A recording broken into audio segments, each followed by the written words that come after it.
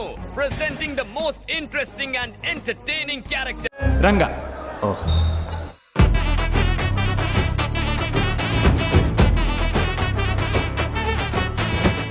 Okay, तो video की शुरुआत करने से पहले मैं आपको एक बात याद दिला दूं कि ये 2024 का 5वां महीना मई चल रहा है और ये भी खत्म होने के कगार पर है। अब मैंने स्टार्टिंग में ऐसा इसलिए बोला क्योंकि मेरे लिए तो 2024 कुछ खास नहीं चल रहा है एंड आई नो कि आप में से भी कई सारे लोगों के लिए 2024 कुछ खास नहीं है, पर हाँ मैं इतना जरूर कह सकता हूँ कि 2024 मलयालम सिनेमा के लिए एक सपने से कम नहीं है। आप मलयालम सिनेमा की टॉप 10 हाईएस्ट ग्रोसर मूवी की लिस्ट निकालो तो उसमें से आपको 4 मूवियाँ तो 2024 की ही मिलेगी एंड उन्हीं में से एक मूवी है आवेशम, जिसकी कि आज हम इस वीडियो में बात करने वाले हैं एंड डिस्कस करेंगे इस मूवी के 4 पिलर्स की जो कि जेन्युइनली इसको एक मास्टरपीस बनाते हैं। So let's begin. तो हमारे पास 4 पिलर्स है।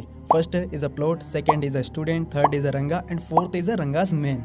सो चलो थोड़ा और डीप डाइव करते हैं। तो सबसे पहले बात करें फर्स्ट पिलर की यानी प्लॉट। तो प्लॉट इस मूवी का बहुत ही सिंपल है। कुछ स्टूडेंट केरला से बेंगलोर इंजीनियरिंग करने आते हैं एंड हर कॉलेज की तरह यहाँ पर भी सीनियर्स के द्वारा रैगिंग की जाती है एंड इसी रैगिंग का शिकार वो केरला वाले स्टूडेंट भी हो जाते हैं। बस यही इस मूवी का मेन प्लॉट है। तो now second point is a student. So after ragging in 3 student का ईगो हर्ट होने के कारण ये उन सीनियरों से चाहते हैं वेंजेंस। तो अब इनकी टीम छोटी एंड डरपोक है तो ये सामने से तो जाकर नहीं लड़ सकते उनसे, तो इसलिए ये डिसाइड करते हैं कुछ गुंडों से लोकल सपोर्ट बनाने की, जिससे कि इनका बदला भी पूरा हो जाए एंड कॉलेज में इनका रोला भी चले। और आजकल के युवाओं में यही सब तो चल रहा है कि उनकी भी हर जगह पहचान हो, जहाँ जाए वहाँ अटेंशन मिले, लाइन में खड़ा ना होना पड़े, चाचा विधायक हो उनके वगैरह वगैरह। तो इसी लोकल सपोर्ट की तलाश में वो मिलते हैं इस मूवी के थर्ड पिलर से, which is Boy or Beno, presenting the most interesting and entertaining character. रंगा। ओह।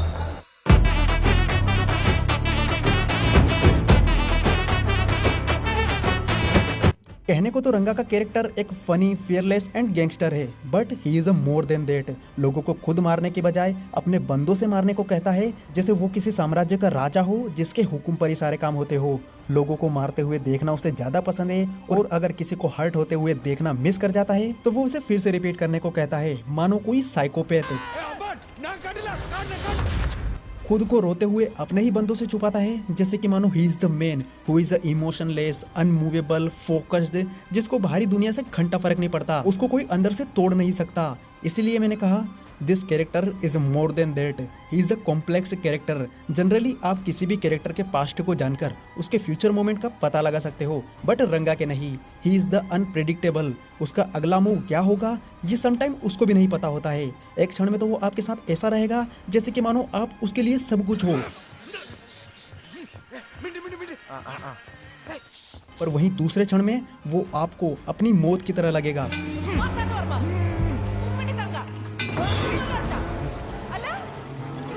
एंड यही तो इस कैरेक्टर की ब्यूटी है। ये मिक्सचर है काइंडनेस और रूथलेस का, कि कोई इंसान कितना बुरा होकर भी इतना अच्छा कैसे हो सकता है एंड इतना अच्छा होकर भी कितना बुरा। वो हमेशा अपने लोगों की केयर करता है, अपने फेवरेट चीजों को अपने पास रखना पसंद करता है। इसीलिए उसके पास मर्सिडीज बेंज होते हुए भी टोयोटा में घूमता है, बिकॉज वो कार उसकी फेवरेट है। फाइट के दौरान खुद को चोट पहुंचाकर भी लड़कों को नुकसान होने से बचाता है, सिर्फ इसलिए कि बीबी की माँ ने उस पर फोन से पूछ लिया था कि बेटा तुम खुश तो हो ना। लड़ाई में अपने लड़कों को खोता हुआ देखकर खुद की जान को दांव पर लगा देता है। ऐसा लगता है कि मानो वो सबको एक साथ पकड़ के रखना चाहता है, सबको प्यार करना चाहता है, बट एट द एंड ये दुनिया हमारे अंदर छुपे जानवर को बाहर निकाल ही देती है। आगे बात करेंगे इसके बारे में भी। अभी बात करते हैं इस मूवी के fourth pillar, which is Ranga's main.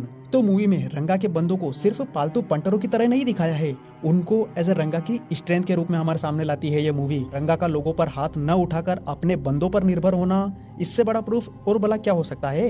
And actually में रंगा उनके लिए हीरो की ही तरह है। किसी भी स्टोरी को रंगा खुद से ना कहकर उनसे कहलवाता है, जैसे कि मानो कोई मूवी चल रही हो एंड हम उसका फ्लैशबैक सुन रहे हैं रंगा को एज अ हीरो मानकर। एंड इसीलिए तो रंगा उनसे कहानी कहलवाता है कि दुनिया को लगे कि वो एक हीरो है, एक सेलिब्रिटी है, लोग उसको एज ए आइकॉन की तरह देखे एंड उसके बंदे भी उसको जितना हो सके उतना ग्रैंड बताने की कोशिश करते हैं। हर जगह अपने बड़े बड़े कटआउट लगाता है, जिस तरह आजकल बड़े बड़े स्टार्स के कटआउट लगते हैं। केक जैसी छोटी चीज पर भी खुद की फोटो बनवाना, दीवारों पर अपनी पेंटिंग लगाना, ये सब वो यूं ही नहीं करता, अपने आप को कुछ दिखाने की कोशिश करता है। एंड यही तो उसकी प्रॉब्लम है कि वो दिखावा बहुत करता है। एंड लोग उसके दिखावे को देखकर उसके साथ जुड़ते गए, उसके फेम पैसे को देखकर, एंड इसी चीज को वो क्लाइमेक्स में एड्रेस भी करता है। ஒரு ஆபசத்தில் முன்ன எந்த கூட ஒரு ஜனம் இல்ல கள்ளனி துட்டின மாத்திரம் எந்த கூட எல்லாரும் ஸ்நேகம் கொண்டு மாத்திரம் ரங்க கூட யாரு जिसे भी उसने अपना समझा उन सब ने उसका फायदा उठाया, उसके भाई, उसके गुरु, यहाँ तक कि उसकी माँ भी उसको छोड़कर चली गई। जो बंदे उसके साथ सालों से काम कर रहे थे वो भी उसको छोड़कर जाने लगे। इवन बीबी जिसको वो अपना भाई मानता था उसने तक उसे एंड में आकर धोखा दे दिया। एंड बीबी और उसके फ्रेंड तो आए ही इसी मकसद से थे कि वो रंगा का यूज करके उनके सीनियर्सों से छुटकारा पा सके, और इसी बात का डर रंगा को सताता था कि लोग उसको छोड़कर चले जाएंगे। इसीलिए वो अपने ही लोगों से अपने आंसू छुपाता था ताकि लोगों को लगे he is the man, he is unmovable, unbeatable, जिसको कि कोई फर्क नहीं पड़ता। बट उसको फर्क पड़ता था। எல்லாரும் கட்டல वो चाहता था कि लोग उसे भी प्यार करें, उसे भी पसंद करें। वो बीबी को रील भी इसीलिए सेंड करता है जिससे कि उसको लाइक मिले, बट वो वहाँ पर भी उसे हंसकर इग्नोर कर देते हैं। இன்ஸ்டாகிராமில் போல யாருக்கு என்னோட லைக் இல்ல वैसे ये लाइक वाली प्रॉब्लम तो मेरे साथ भी होती है यार, कोई नहीं करता यार मेरी वीडियो को लाइक। इवन वो बर्थडे के दौरान भी बीबी से अपने बर्थडे के बारे में उसकी माँ को बताने के लिए बोलता है। एंड सच में यार इस सीन में तो मुझे भी बुरा लगा था।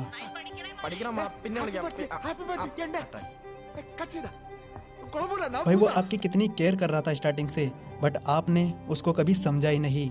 यहाँ पर रंगा की लाचारी देखकर मेरी आंखों से आंसू आ गए थे यार। वैसे इस कैरेक्टर को लिखा ही इस तरह से गया है कि लोग इसको अपने अपने बिहाफ पर जज करें। वैसे मैंने अपना पर्सपेक्टिव तो बता दिया आपको, आप अपना जरूर बताना पर्सपेक्टिव कमेंट्स में।